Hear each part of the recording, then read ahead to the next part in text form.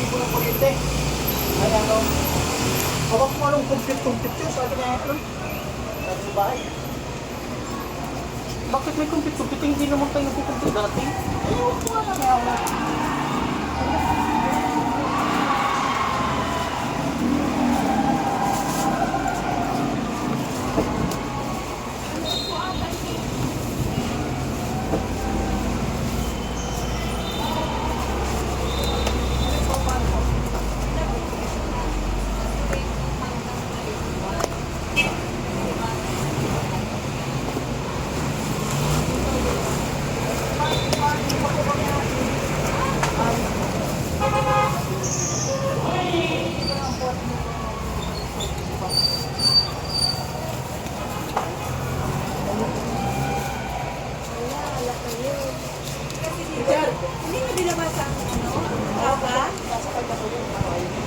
Bakit ano pong nangyari tayo? Ay, ate?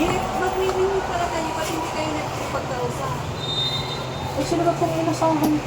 Di ba ikaw ang nagkausap?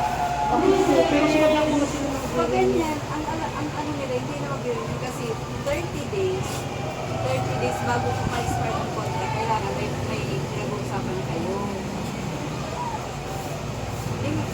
Di ba may kontrata ka, doon ang copy pa nga nilang binigay ko kasi kung mag-ano ka? Alam. Kasi pinakumpitan namin yun hanggang katapusan eh.